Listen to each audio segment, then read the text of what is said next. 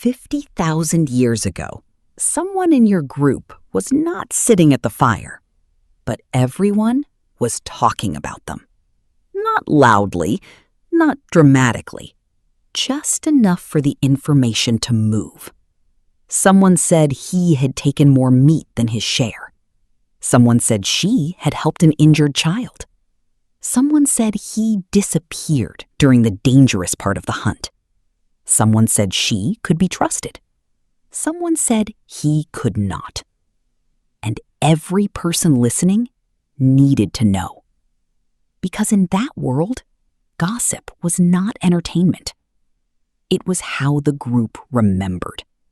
Before writing, before records, before contracts, before police, there was the human voice. And the human voice carried reputation. For most of human history, your environment was not just trees, rivers, weather, animals, and fire. Your environment was other people. A storm could kill you. A predator could kill you. But another human could save you from both. Another human could share food, warn you, carry your child, or stand beside you. Or they could lie, steal, abandon you. So the human brain had to track people, not just faces, trust, debt, danger, kindness, who helped, who vanished, who gave more than they took. This was not social drama. This was the map of survival. But no single person could see everything. You could not watch every hunt, every conflict, every kindness, every betrayal. One brain could only witness a tiny part of the group. But the group needed the whole picture. So humans built something larger than one brain, a shared social memory. One person saw, another person heard, a third person repeated it. By nightfall, the group knew. That is what gossip was, distributed memory. If someone cheated once, others did not have to be cheated one by one. If someone helped quietly, that help did not disappear. The group became smarter than any individual inside it. To understand why this mattered, Robin Dunbar looked somewhere unexpected. Not at offices, not at newspapers, not at modern rumors. At monkeys and apes. In 1996, Dunbar published Grooming, Gossip, and the Evolution of Language. Human gossip may have evolved from primate grooming, because grooming is not just cleaning.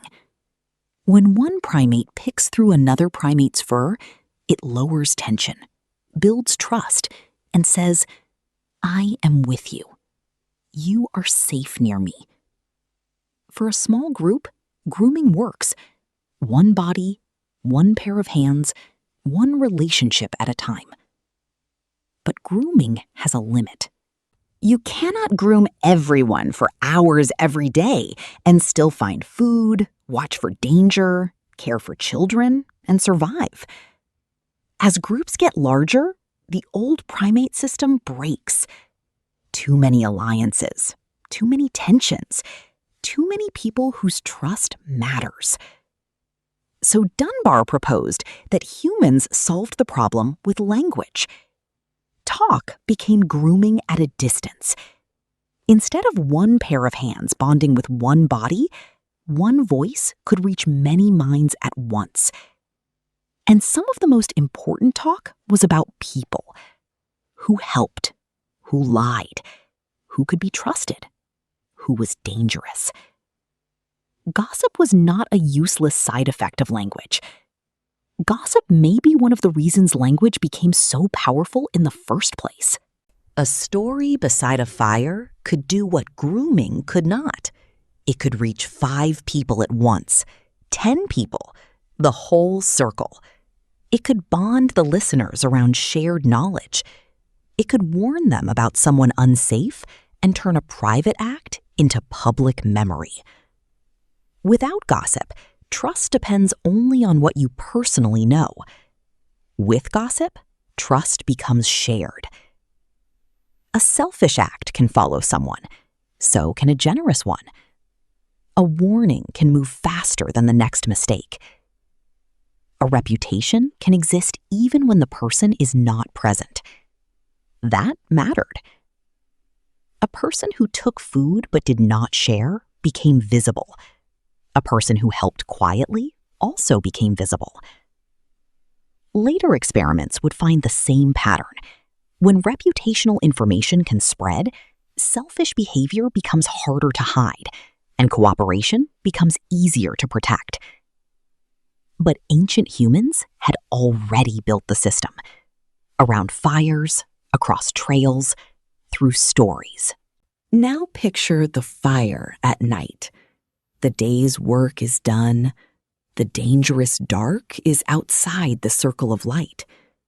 People sit close enough to see faces. Someone tells what happened, not as a report, as a story. Who was brave? Who was foolish? Who made everyone laugh? Who almost got someone killed? Who shared? Who refused? Who should be watched tomorrow? The campfire was not just warmth.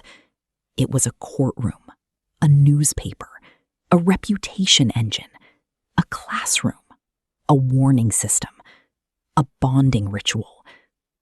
The group became a network, and gossip was the signal moving through it.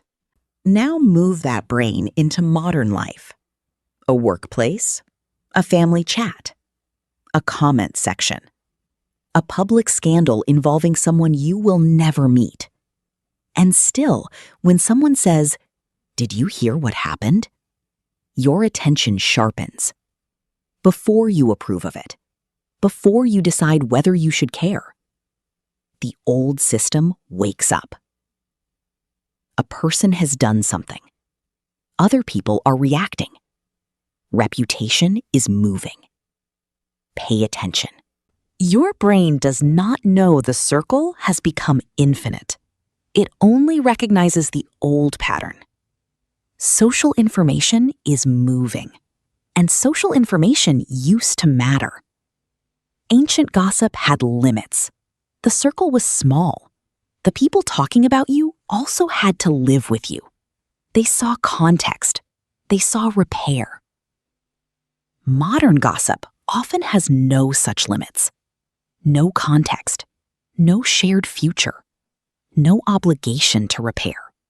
No boundary around the circle. The pull is ancient. The scale is new. So gossip is not proof that humans are broken. It is proof that humans were built to survive each other. Before records, we had memory. Before institutions, we had reputation. Before written law, we had stories about what people did when no one important was watching. Gossip helped humans punish selfishness, reward generosity, avoid danger, choose allies, build trust, and carry the behavior of one person into the minds of many. It was built for a circle of faces around a fire. People you knew, people you needed, people you would see again tomorrow.